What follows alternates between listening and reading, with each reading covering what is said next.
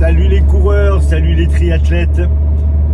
Aujourd'hui on va parler de ce qu'on fait quand on a fini sa saison marathon. C'est un peu le cas de beaucoup de coureurs actuellement, puisque les marathons de printemps se terminent, la chaleur arrive et il n'y en a quasiment plus.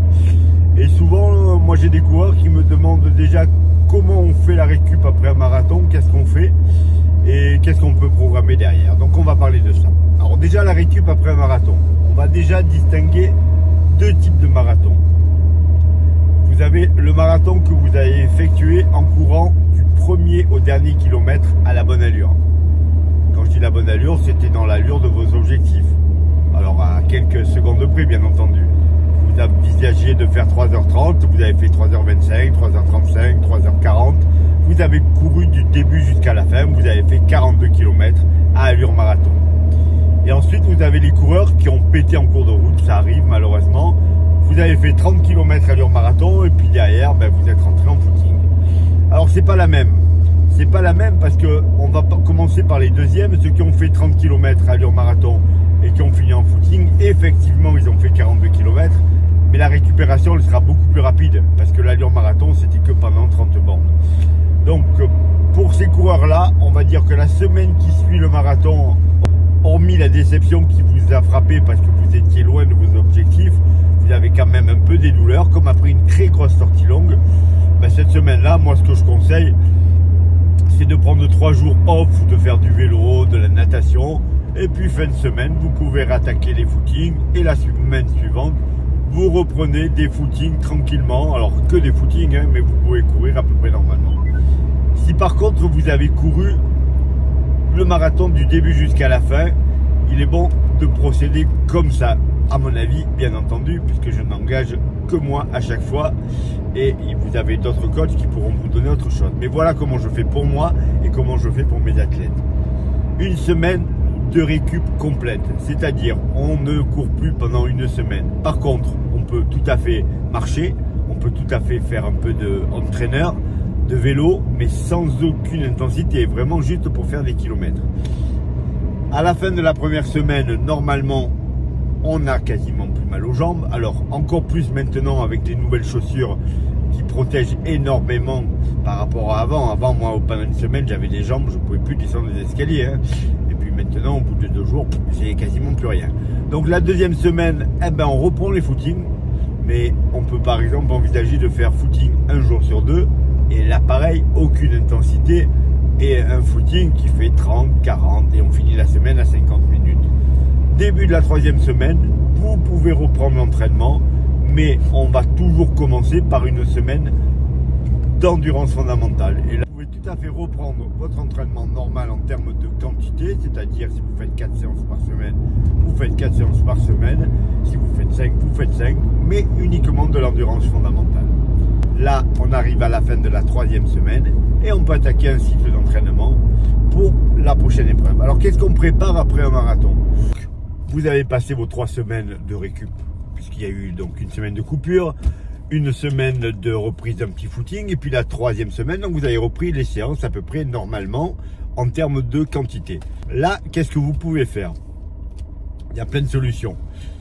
Si vous pensez que vous manquez un peu de vitesse, vous pouvez tout à fait attaquer un cycle de VMA, préparer un 10 km, préparer un semi-marathon. C'est tout à fait faisable. Vous savez qu'il va vous falloir, on va dire 6 semaines pour préparer un 10 km. Allez, 8 semaines pour préparer un semi-marathon. Ça peut être sympa à faire. Vous avez pas tout perdu depuis le marathon, bien au contraire, vous avez accumulé beaucoup d'endurance. Maintenant, on va aller chercher peut-être un petit peu de vitesse qui vous servira par la suite. Autre solution, certains d'entre vous aiment bien le trail et l'été, il y a plein de trails. Dans ce cas-là, pourquoi ne pas changer un peu de discipline? Parce que pour moi, c'est une nouvelle discipline. Vous allez préparer un trail, vous allez aller courir en colline, vous allez faire de la rando-course, c'est-à-dire vous marchez dans les montées, vous courez sur le plat et dans les descentes. Vous vous ressourcez un petit peu, vous profitez du beau temps de l'été pour faire tout ça. Il sera tout à fait facile de rebasculer en fin d'été sur des prépas marathons si vous faites du marathon en fin d'année. Après, il y a les coureurs comme moi qui préparent par exemple le marathon de Berlin. Là, il est clair qu'on va devoir s'employer tout l'été. Et même si on a fait un marathon de printemps, la coupure, elle va être courte. Alors, on peut tout à fait envisager de faire un petit cycle, comme je l'ai dit tout à l'heure, de prépa 10 km, de VMA, pour gagner un peu d'intensité. Et ensuite, on repart directement sur la prépa marathon. Moi, là, je pars sur 20 semaines de prépa marathon pour Berlin. Je vais attaquer là maintenant 7 semaines.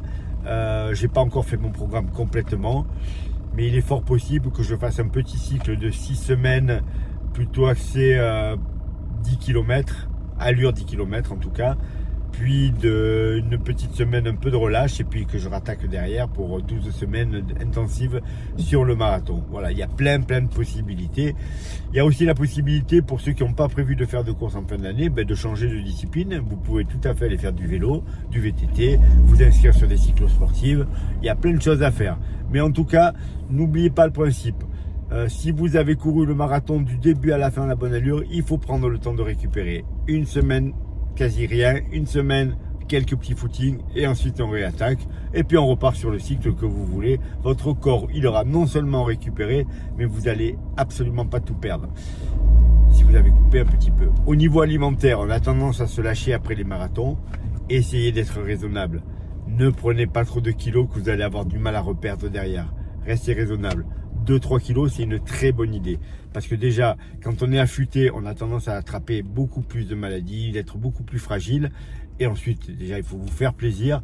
Et reprendre l'entraînement avec 2-3 kilos de plus, c'est pas très grave, hein. Au contraire, si vous arrivez à tenir les allures, ça veut dire que vous êtes un petit peu plus fort. Il faut pas dépasser ça. Moi, j'ai un peu dépassé ça là, cette fois, puisque je suis monté à 79 kilos alors que je cours à 71. Donc ça fait beaucoup. Là, je commence à perdre un petit peu. C'est un peu plus compliqué. Alors, j'arrive à tenir les allures, mais heureusement, je ne cours pas très longtemps parce que c'est pas terrible. Mais ça peut déclencher des douleurs au genou, ça peut déclencher des douleurs au dos. Donc, plutôt à éviter de prendre autant de poids que ça. Voilà les coureurs, voilà les triathlètes. Donc, bonne récupération après vos marathons.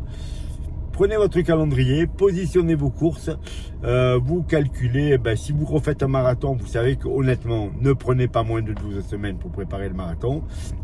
Si vous avez beaucoup plus que ça d'ici le prochain, vous pouvez tout à fait intégrer avant ça un petit cycle de VMA de 4 semaines ou une prépa 10 km sur 6 semaines. Et ça vous fait une vingtaine de semaines en tout, qui fera une vraie belle préparation qui vous permettra de partir en fin d'année sur des grosses courses et des gros chronos. Les gens qui vont préparer Valence, il y en a beaucoup. Vous savez que vous allez pouvoir vous entraîner donc septembre, octobre, novembre. Mais cet été, rien ne vous empêche de faire un petit peu de vitesse. Les séances sont moins longues. Vous allez prendre un petit peu de vitesse sur 10 bornes. C'est toujours bon à prendre pour la suite.